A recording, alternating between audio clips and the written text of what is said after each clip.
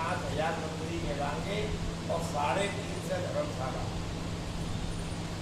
चाहे वो धर्मशाला 1,000 क्यों नहीं है जाए, इसीलिए नियमित सारण रीति में रौनक आदि 88,000 मंत्री में सूत जी महाराज से पूछा कि महाराज ये बताओ, ये शब्द और जो तप है इसका अभिष्ट फल क्या प्राप्त होता है, ये व्रत किया जाता है महाराज। उस संपूर्ण व्रत को सुनने की हमारी इच्छाएं नहीं मानते, हमको कृपा करके आप बताइए। सूची बोले नारदैव संतुष्टो भगवान कमलापति। नारद जी के पूछने पर लक्ष्मीपति भगवान ने देव ऋषि नारद जी के जिस प्रकार कहा था उसे सावधान उपस्थित एकदा नारदोई परातप्रेकांक्षा पर्यटन विविधांगोका मृत्योमुपागत। नारद जी एक बार परोपकार की इच्छा से अनेक लोगों में पूछते हुए परम योगी नारद एक समय यहाँ मृत्यु लोक में आइए, हमको लोग रह रहे हैं यहाँ पर, ये मृत्यु लोक है, बार बार जन्म लेना, बार बार मरना। मृत्यु लोक में आए और वहाँ आकर क्या होगा कि भैया जितने भी लोग हैं, कोई मानसिक दुखी है, कोई कर्म से दुखी है और कोई अनेकों अनेक प्रकार से दुखी है, दुखी लोगों को देख करके भगवान नारद सोचने लगे कि भैया इनका जो दुख किस प्रकार का दुख हो, ऐसा विचार करके भगवान नारद जी वैकुंठ को चले गए और वहां जाकर के क्या देखा, सत्यनारायण देवम शुक्लवर्णम चतुर्भुजम शंखचक्रगदा पद्म पद्माला विभूषणम। वहां जाके भगवान का दर्शन करा। श्वेत वर्ण, सफेद वर्ण है, 4 भुजाएं उनकी, शंख चक्र गदा और सुदर्शन कौमुद की गदा कमल पुष्प माला से अलंकृत भगवान को देख करके देवादिदेव भगवान की स्तुति प्रार्थना करने के लिए नारद जी तैयार हो गए। नारद जी कहने लगे, हे प्रभु, वाणी और मन से आपका रूप नहीं जाना जा सकता है, आपकी शक्तियां महाराज अपार हैं। आदिमध्यां विहीनाय निर्गुणाय गुणात्मने सर्वेषां आदिभूताय तत्त्वनामादिनाशने। महाराज सत्वगुण और रजोगुण और तमोगुण ये तीनों प्रकार की रचना करने वाले महाराज आप हो और आप जो है सबके आदि कारणों भक्तों की पीड़ा को नाश करने वाले हो महाराज, आपके लिए कोट कोट प्रणाम है। इसके बाद में भगवान शुरू करते हैं। नारद जी से कहने लगे कि हे नारद, यहाँ पे तुम किस कार्य के लिए आए हो और तुम्हारे मन में क्या है, कृपा करके महाराज मुझे बताइए। नारद बोले, तुमसे सबका उत्तर देता हूँ। नारद बोले, महाराज नानाग्निकृतमन्विता नाना योनि समुत्पन्ना पद्यन्ते पापकर्मणि। महाराज ये मृत्यु लोक है, यहाँ पे सभी लोग नाना प्रकार के कष्ट पा रहे हैं और अपने अपने कर्मों से योनियों से दुखित है। महाराज ये क्या है, जगह है, यहाँ संसार में जितने प्राणी हैं कोई सभी ही पापी है, कोई धर्मात्मा नहीं है। बताओ कौन धर्मात्मा है? एक ही व्यक्ति धर्मात्मा बताओ, सभी हम लोग पापी है कौन जो दुनिया में ना पाप किया जिसने, दिन उलझे कांटों के हैं फूल नहीं गिरते। हम आपको जंगल में वन में भेजते के जाओ भगवान के लिए पुष्प चुनकर के लाओ, तो आप बिगड़ चुके हुए कांटे चुके हुए तोड़ ही नहीं सकते। फूल को तोड़ने लगता आपके कांटे जरूर है कौन जो दुनिया में ना पाप किया जिसने, दिन उलझे कांटों के हैं फूल चुने किसने। दिन दाग नहीं कोई, यहाँ पापी सारे हैं, ना जाने कहाँ जाए, हम वैसे दावे हैं। ऐसे दुख लोगों को देख करके महाराज कैसे शाम को उनका दुख यदि महाराज आपकी मुझ पर कृपा है तो मैं संपूर्ण आपके उपाय को सुनना चाहता हूँ। भगवान बोले कि अरे नारद, तुमने संसार की भलाई की इच्छा से बहुत अच्छा प्रश्न किया, जिसको करके प्राणी मोह जाल से छूट जाता है। और मैं उपाय तुमसे कहता हूँ, सुनिए। पुण्यम स्वर्गे गते चतुर्लभम तव स्नेहामया वज्य प्रकाश प्रियते दुना।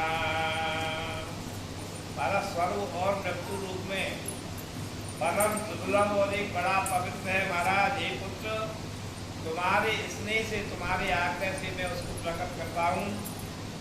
विधि पूर्वक सपना का व्रत करके मनुष्य शीघ्र ही सुख को भोगता है और अंत में मोक्ष को प्राप्त होता है। कोई भी व्रत संकल्प करे तो उसको तुरंत पूरा कर दे। उस संकल्प को देरी करने में कायम व्रत नहीं करे। जो संकल्प किया कि मैं सत्यनारायण की कथा करूंगा, तुरंत कर दे उसको। और कोई भी बुरा काम करे तो उसके लिए विचार करे, तब उसको बुरा काम करे।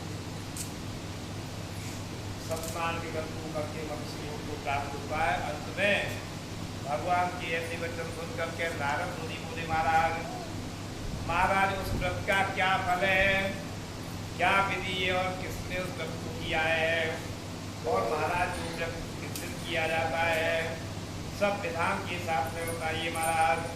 भगवान कहते हैं, दुख शोकादि समनम धनधान्य प्रवर्धनम सौभाग्य संततिकरम सर्वत्र विजय प्रदम। ये व्रत जो है दुख और सुख को दूर करने वाला है। सब जगह धन को चाहने वाला है, धन दिलाने वाला है, धन धान का बढ़ाने वाला है, सौभाग्य और संतान का देने वाला है, और सब जगह विजय दिलाने वाला है। सत्यनारायण की कथा एक इतनी सस्ती कथा है कि उसके द्वारा तुम विजय प्राप्त कर सकते हो किसी पर भी। इसीलिए जिस दिन मनुष्य व्रत करना चाहे, श्रद्धा और भक्ति के साथ में सायंकाल के समय में, सायंकाल टाइम दिया हुआ है सायंकाल के समय करे, सायंकाल के समय ब्राह्मण और बंधु वर्गों के साथ में युक्त हुआ धर्म में तत्पर होकर के सत्यनारायण जी का पूजन करे। नैवेद्यम दक्ष तो दध्या सपादम दक्ष्यमुत्तमम रंभा फलम क्षतम धीरम गोधूमस्थित चूनकम। सवाई मात्रा में सबको इकट्ठा करे। किलो शेर और सवा शेर, शेर में क्यों नहीं करे? हमारा शेर की ताई तो सवा शेर मौजूद है, इसलिए सवा में करे।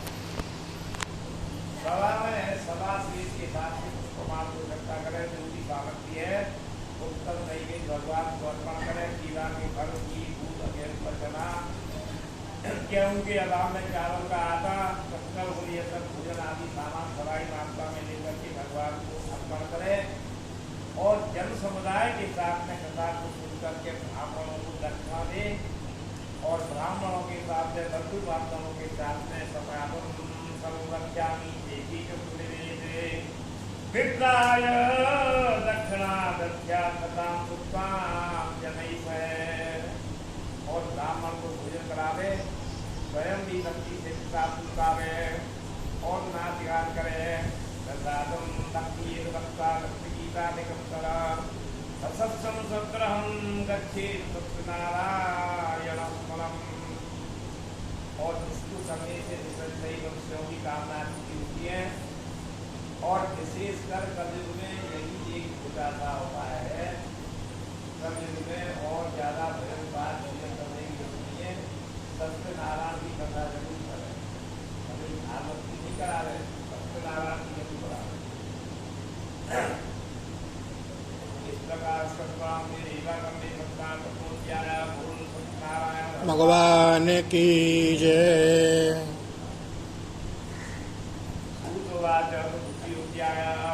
अन्यान्यत् समप्रवक्ष्यामि प्रथम येन पुरा दुजा क्वचित् काशी पुरे रम्ये आशीष विप्रो निर्दमा। सूत जी बोले कि हे ब्राह्मणों, जिसने इस व्रत को बाद में किया था उसका मैं अन्य इतिहास तुमको बताता हूँ। एक रमणीक काशीपुरी में एक अत्यंत निर्धन ब्राह्मण रहता था। भूख और प्यास से व्याकुल होकर के वे पृथ्वी पर हमेशा घूमा करता था। और उस दुखित ब्राह्मण को देख करके ब्राह्मण उससे प्रीति करने वाले भगवान ने और एक बूढ़े ब्राह्मण का रूप धारण किया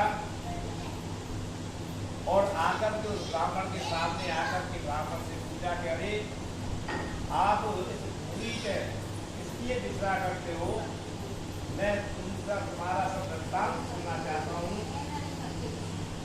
हे तुझे उत्तम, आप कृपा करके मुझे बताइए। ब्राह्मण बोला, ब्राह्मणो दरिद्रोयं विख्यातं वै नमे मयि उपायं यदि जानासि कृपया कथय प्रभो। महाराज, आप दरिद्रता से छूटने का कुछ उपाय जानते हैं क्या?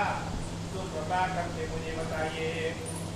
जब से ब्राह्मण की भगवान बोले की सत्यनारायण भगवान मनोवांछित भक्ति देने वाले हैं। हे ब्राह्मण, तुम उन्हीं का पूजन और उत्तम व्रत करो। पूजन और व्रत को करके मनुष्य सब लोगों से छूट जाता है। और व्रत की जो विधि थी उसको भी पूर्वक ब्राह्मण से कह करके जो व्रत ब्राह्मण रूपी भगवान थे वहीं पे अंतर ज्ञान गए। और ब्राह्मण देव ने जिस व्रत के लिए कहा था उस व्रत को मैं अवश्य करूंगा, ऐसा विचार कर करके वह ब्राह्मण रात्रि में निद्रा को प्राप्त नहीं हुआ। जब कोई शुभ काम आप करेंगे तो आपको रात्रि में नींद नहीं आएगी। बिहारी लाल की जय।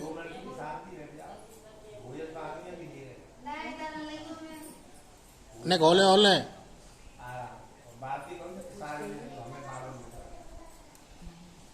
उस ब्राह्मण ने संकल्प किया कि मैं आज इस व्रत को करूंगा। ऐसा विचार करके वह ब्राह्मण रात्रि में निद्रा को प्राप्त नहीं हुआ।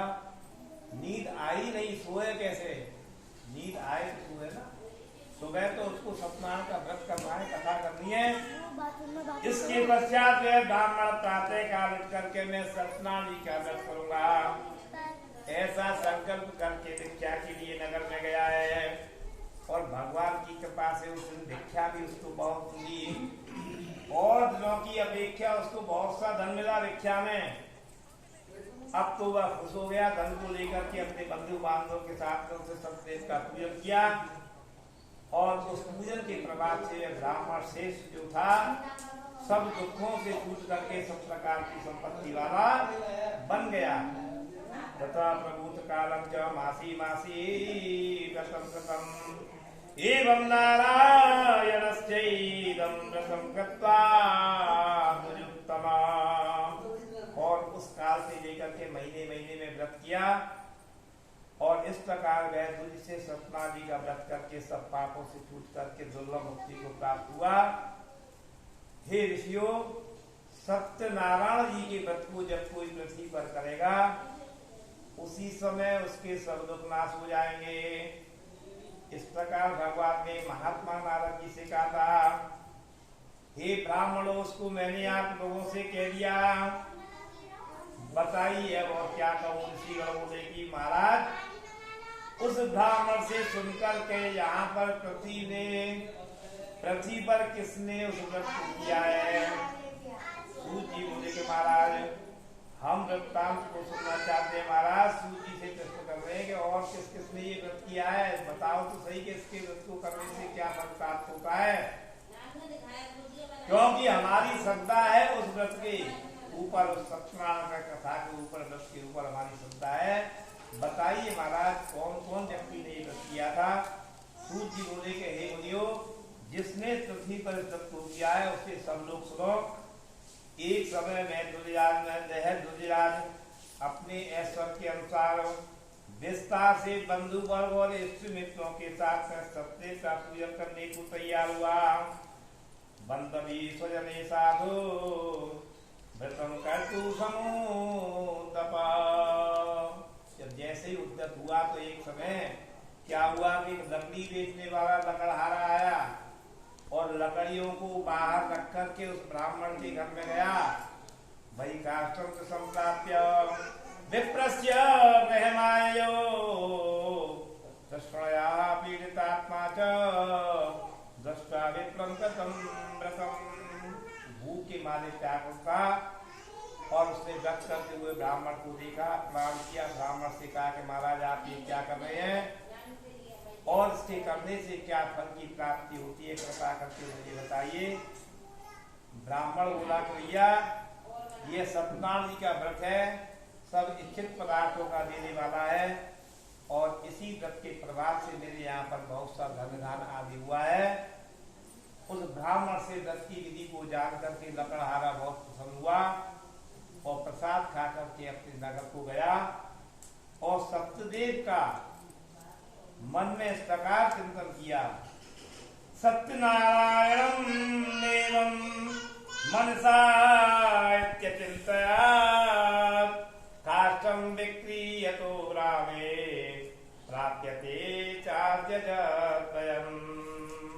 आज गांव में लकड़ियों को बेचने से जो धन मिलेगा मुझे, उसी धन से मैं सत्यनारायण जी का उत्तम व्रत करूंगा। ऐसा विचार करके, ऐसा संकल्प करके और जो लकड़ियों का जो गट्ठर था उसको उठा करके अपने मस्तक पर रखा और कहां पर गया जहां धनवान लोग, बड़े बड़े धनवान लोग रहते थे, उस रमणीक नगर में गया। और उस दिन अन्य दिनों की अपेक्षा उसको लकड़ियों का दूना दाम भी मिला। जब भगवान की कृपा होगी तो फायदा भी दूना होगा। जिस दिन और दिन जो उसका मूल्य मिलता था उससे चौगुना मूल्य मिला। अब तो वे प्रसन्न होकर के प्रसन्न हृदयम सुभक्तम कदनी फलम शर्करागत दुग्धम च गोधूमस्य चूर्णकम। प्रसन्न होकर के केला के फल पके हुए, चीनी, घी, दूध, गेहूं का आटा सबको सवाई मात्रा में इकट्ठा किया उसने और लेकर के अपने घर को गया। वहां जाकर के अपने बंधु बांधवों के साथ में विधि पूर्वक सत्पाठी का व्रत किया और उस व्रत के प्रभाव से वे धन और पुत्र वाला हो गया और इस लोक में सुख भोग करके अंत में सप्तपुर वैकुंठ हो गया। ईलोके सुखम भुक्ता यान्ते सत्यपुरम इति श्री स्कंदरामदेवाखंडी सप्ताह द्वितीयोध्याय। बोल सत्यनारायण भगवान की जय। अथ तृतीयोध्याय। पुनरके प्रवक्ष्यामि शृण्वं मुनिसत्तमा पुराचुल्कामुखे नाम न पश्यासि मामृति। सूत जी बोले कि हे मुनि श्रेष्ठो, मैं आगे की कथा कहता हूँ, कृपा करके आप लोग ध्यान पूर्वक सुने। पहले समय में उल्कामुख नाम का एक राजा हुआ था और कैसा राजा था वो? सत्य बोलने वाला राजा, जितेंद्रिय, सब जगह जीत प्राप्त करके आया और विद्वान भी था। वह नित्य प्रति मंदिर में जाता, दिवालियों में जाता और दुजातियों को धन दे करके प्रसन्न करता था। उसकी पतिव्रता स्त्री, उसकी एक स्त्री थी और कमल के समान मुख वाली। कमल देखा है ना कितना सुंदर होता है, उसी प्रकार उसकी पत्नी भी उतनी सुंदर थी और उसका नाम था प्रमुग्धा। प्रमुग्धा जो दूसरे को मुग्ध कर दे, वो अपना काम करना ही भूल जाए, इतनी सुंदर। हम बेदी बना दे और इतनी सुंदर औरत आ गई कि हम अपनी बेदी बनाना ही भूल गए। प्रमुग्ध है गई बात है, मुग्ध है गई। या दूसरे को मुक्त कर ले या दूसरा देख के उसको मुक्त हो जाए। प्रमुग्धा नाम था उसका। वे दोनों भद्रशिला नदी के तट पे सत्य का व्रत पूजन करते थे। परंतु क्या हुआ, उसी समय एक साधु नामक साहूकार व्यापार के लिए बहुत सा धन लेकर के वहां पर आया और नदी के किनारे पर नौका को ठहरा करके राजा के पास में गया। वह साहूकार जो व्रतधारी राजा को देख करके नम्रता से पूछने लगा, दृष्टा च बतितम्बूपम प्रपच्छा विनयान्विता किमिदं कुरुषे राजन भक्ति युक्ते नचे सदा। राजा को देख करके पूछा कि हे राजन, कि इस समय आप भक्ति चित्त युक्त से ये क्या कर रहे हैं, यह सब मुझे बताइए, मेरी भी सुनने की इच्छा है। राजा बोला कि हे साहूकार, पूजनम क्रियते साधु विष्णु तुलसे व्रतम तो स्वजनम साधम पुत्राध्यापाप्तिका मेरा। हे साहूकार, मैं पुत्र आदि की प्राप्ति के लिए मैं अपने कुटुंबियों के साथ में अतुल पराक्रमी सत्यदेव का पूजन और व्रत कर रहा हूँ। राजा के वचन सुनकर के साहूकार बड़े आदर के साथ में कहने लगे कि राजन, इस व्रत का सब विधान मुझसे कहिए, मुझे बताइए इस व्रत का क्या विधान है, मैं आपका कहना मानूंगा। महाराज, मेरे भी संतान नहीं है, ममाति संतति नास्ति, हे तस्मा जायते ध्रुवम। आशा है कि इस व्रत के करने से मेरे संतान हो जाएगी। इसके बाद में राजा से सब विधान को जान करके वाणिज्य व्यवहार से निपट करके, वाणिज्य व्यवहार व्यापार में जिस प्रकार आदमी चालाकी करता है, उस प्रकार वाणिज्य व्यवहार से निपट करके अपने हर्ष से अपने नगर को गया। तुरंत जो चतुर लोग होते हैं ना, वो फालतू टाइम हर चीज में खत्म नहीं करते हैं, अपना काम निकाला कि ये करना है, व्रत फटाफट अपने हर्ष को नगर को गया और जा करके संतान को देने वाले व्रत के सब वृत्तांत को अपनी स्त्री से कह दिया। भार्यायां कथितं सर्वं व्रतं संततिदायकं तदा व्रतं करिष्यामि यदा मे संतति भवेत। अपनी स्त्री को सब बता दिया कि जब मेरे संतान हो जाएगी तब मैं भी व्रत को करूंगा। इस प्रकार उस श्रेष्ठ साहूकार ने अपनी स्त्री लीलावती से कहा। और एक दिन साहूकार की स्त्री लीलावती चित्त में आनंदित होकर के सांसारिक धर्म में तत्पर हुई और भगवान सत्यनारायण जी की कृपा से वह साहूकार की स्त्री गर्भवती हो गई। गर्भणी सावत्यम भार्या सत्य प्रसाद दसवें मास गई तस्याम कन्या रत्नम जायत। लड़का ही रत्न नहीं होता है, कन्या उससे दोगुनी रत्न होती है। वो क्योंकि वो दो कुलों का ध्यान रखती है, उससे लड़के से बड़ा रत्न है कन्या। उसमें रत्न कहा है कन्या को भी। दसवें मासिवे तस्याम कन्या रत्नम जायते। 10वें महीने में एक सुंदर कन्या पैदा हुई और वह कन्या इस प्रकार बढ़ने लगी जैसे शुक्ल पक्ष में चंद्रमा बढ़ता है। शुक्ल पक्ष में चंद्रमा बढ़ता है और कृष्ण पक्ष में चंद्रमा घटता है, तेज हो जाता है, तेज खत्म हो जाता है। उसके कर्मों के द्वारा उसको श्राप मिला चाहिए, परंतु शुक्ल पक्ष में चंद्रमा अपनी कलाओं को प्रदर्शित करता है, पूर्णिमा के अंदर पूर्ण हो जाता है। इसी प्रकार वो कन्या बनने लगी और इसी कारण से कलावती नाम से उसका नामकरण संस्कार कर दिया। अब लीलावती अपने स्वामी से बोली कि महाराज कि पहले जो आपने संकल्प किया था उसको तो करो। साहूकार बोला कि हे प्रियतमे, इस कन्या के विवाह के समय में इस व्रत को करूंगा। पहले तो बोला कि कन्या हो जाएगी तब करूंगा, कन्या हो गई तब बोला कि विवाह के समय कन्या के विवाह के समय में व्रत करूंगा। इस प्रकार स्त्री को आशा भरोसा देकर के वह नगर को चला गया। इति भार्यां समावास्यं जगामं नगरं प्रति तथा कलावती कन्या प्रबद्धे चित्तवेष्मणि। और बेचारी कलावती कन्या पिता के घर में वृद्धि को प्राप्त होने लगी और इसके पश्चात धर्म के जो ज्ञाता थे साहूकार कन्या को विवाह के योग्य देख करके नगर के स्त्रीत्वों से सलाह करके और शीघ्र ही नौकरों को भेजा।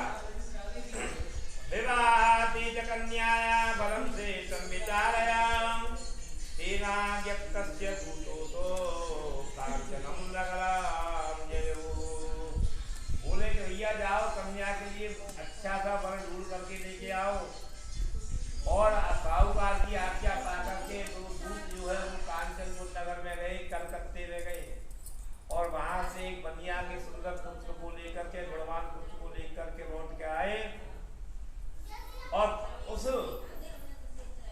बनिया का जो वैश्य का पुत्र था उसको गुणवान और सुंदर देख करके साहूकार ने अपने जाति वाले बांधवों के साथ में और प्रसन्नचित्त होकर के विवाह विधि से बड़े पुत्र को अपनी कन्या का दान दे दिया। परंतु क्या हुआ, ततो भाग्यवशात् तेना विस्मृतं व्रतमोत्तमं विवाह समये तस्यास्ते निर्दुष्टो भवत्प्रभु। परंतु दुर्भाग्यवश उस कन्या के विवाह के समय में साहूकार सत्य उत्तम व्रत को भूल गया। अब भूल गया तो भगवान थोड़ा बहुत तो दंड देंगे भाई, कब तक भगवान भी माफ करेंगे। हर बार तू भगवान को बेवकूफ बना रहा है, भगवान उसका नाम क्या रुष्ट हो गए इसके कर्तव्य से। और कुछ समय के पीछे अपने काम में कुशल साहूकार जमाता जमाई के साथ में लेकर के वह वाणिज्य के लिए निकले, व्यापार के लिए निकले। और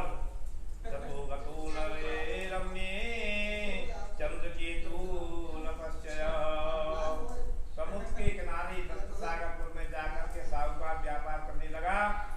एक दिन क्या हुआ कि वे दोनों चंद्रकेतु राजा के नगर में गए। उसी समय भगवान ने देखा कि यही मौका है और साथ दिया उन दोनों को, जाओ तुमको बड़ा कष्ट होगा। एक दिन राजा का धन चुरा करके राजा के नगर से चोर निकल रहे थे और आए कहाँ पर, ये दोनों साहूकार जहाँ पर बैठे थे और आकर के दोनों साहूकारों के पास जो सामान था उसी में चोरों ने अपने सामान रखा और वहां से वो चोर पलायमान हो गए। पीछे से राजा के दूत आए दौड़ते हुए, दूत आए दोनों साहूकारों के पास में, धन देखा, दोनों को पकड़ लिया। जिसके पास माल में लगा वो चोर होगा। और राजा का धन दबा हुआ देखकर दोनों बदियों को बांध दिया। प्रसन्नता से दौड़ते हुए राजा के समीप में आए और कहने लगे कि महाराज, हम दो चोर पकड़ करके लाए हैं, आपका कृपा करके आप आज्ञा दीजिए। राजा ने देखा कि भैया आज्ञा पा करके उन दोनों दूतों ने शीघ्रता से उन दोनों महाजनों को मजबूती से बात करके और कह दिया कि जाओ उनको किले के कैद खाने में दोनों को बंद कर दो। किसी ने भी उनके कोई विचार नहीं सुने। चोर को पकड़ के ले गए। वो एक राजा के दरबार में चोर पकड़ा। चोर पकड़ने के बाद में क्या हुआ, उसको फांसी की सजा दे दी। केवल चोरी के पीछे फांसी की सजा दे दी। अब जिस दिन फांसी लगनी थी उस चोर से पूछा, भैया तेरी अंतिम इच्छा क्या है? तुमने महाराज मेरे अंदर जो कला है मैं आपको बताना चाहता हूँ, कहीं ऐसा ना हो कि मेरे साथ ही वो कला भी खत्म हो जाए। बोले बताओ कला की तो जहाँ जरूरत है। बोले महाराज मैं सोने की खेती जानता हूँ करना। राजा घबराया कि सोने की खेती अभी तक तो सोने की खेती के महाराज सोने की बात निकलेगी? हाँ बिल्कुल निकलेगी। ठीक है तो बताओ मरने से पहले कि महाराज सबसे पहले उसको खेत को जुतवाओ। खेत को जुतवाया गया। जुतवाने के बाद में बोले महाराज अब क्या किया जाएगा? बोले अब बीज लेके आओ सोने के बीज भी आगे कट्टा में भर के। अब खेत में एक किनारे पर वो खड़ा हो गया चोर और बोला उस नगर के सब लोगों में से कि नगर इस जितने भी यहाँ लोग उपस्थित हैं, ऐसा व्यक्ति निकल के आओ जिसने कभी चोरी नहीं की हो, वही इन बीजों को बोएगा, तभी सोने की खेती होगी। अब तो वहां सन्नाटा छा गया। जब कोई नहीं आया तो राजा ने मंत्री से कहा, अरे मंत्री जाओ भाई तुम बोओ बीज। तो महाराज मैं नहीं बोऊंगा, मैं तो बचपन में कई बार लफड़ेबाजी कर चुका हूँ। जब कोई नहीं निकला तो मंत्री बोला, राजा जी महाराज तुम ही पहुंचो ना। नहीं मैं भी नहीं जा सकता। मैंने भी एक बार बचपन में अपने पिताजी की जेब से पैसे चुराए थे, मैं भी चोरों में ही संभाल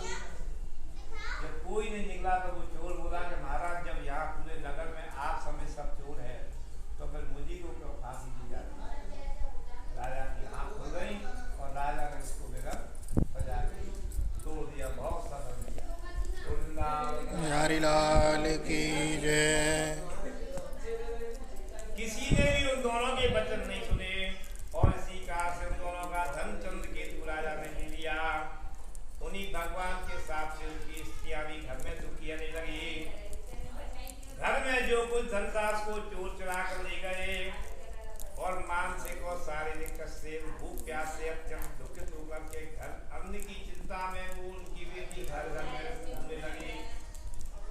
वृंदावन बिहारी लाल की जय। अरे भैया ने धीरे धीरे बात करो। बिहारी लाल की जय। उन दोनों की स्त्रियां भी चिंता करके और जगह जगह जोड़ने लगी, घर घर में जोड़ने लगी। एक दिन क्या हुआ, भूख से प्यास व्याकुल होकर के ब्राह्मण के मंदिर में गई और वहां जाकर के उसने सत्यनारायण के व्रत पूजन को देखा कि अरे यहाँ सत्यनारायण का व्रत हो रहा है।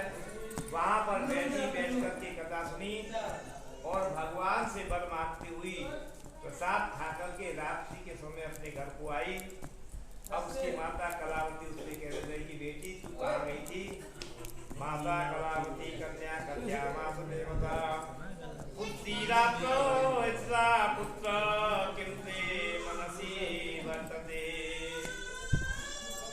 हे पुत्री तू रात को कहाँ पर गई थी? तेरे मन में क्या है? कलावती कन्या माता से शीघ्र वचन कहने लगी कि हे माता, मैंने ब्राह्मण के घर में एक मनोवांछित फल देने वाला वृक्ष देखा है। कन्या के वचन को सुनकर के वह वैश्य की सी लीलावती प्रशंसा से सत्यनारायण जी का व्रत करने को तैयार हो गई। मैं सत्यनारायण का व्रत करूंगा, ऐसा करके मैंने सत्यनारायण के व्रत किया। सत्यनारायण की कृपा से कोई मेरा काम भी मनोरथ पूर्ण हो गया तो फौरन बगल वाला व्रत को करेगा। कभी होड़ नहीं करनी चाहिए कि इन्होंने सत्यनारायण जी का व्रत किया तो मैं भी करूं। व्रत की तो होड़ कर ले, कथा की तो होड़ कर ले, अच्छे काम की तो होड़ कर ले।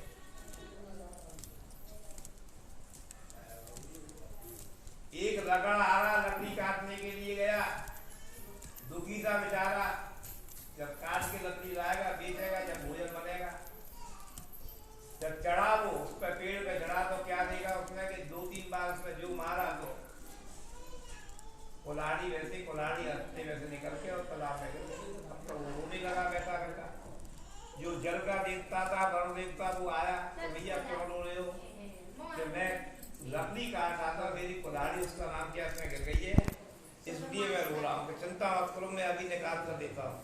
डुबकी लगाई, डुबकी लगा के निकाल करके उसने कही कि भैया ये है क्या? सोने की दिखाई, बोलो नहीं ये नहीं है। फिर चांदी की निकाली, बोले ये है क्या? बोले ये भी नहीं है। फिर तांबे की निकाली, ये है क्या? बोले भैया नहीं, मैं इतना पैसा वाला नहीं हूँ, मेरी तो लोहे की है। वो खुश हुआ, निकाल करके डुबकी निकाली और उसने लोहे की कुल्हाड़ी निकाली। ये थी कि हाँ ये थी।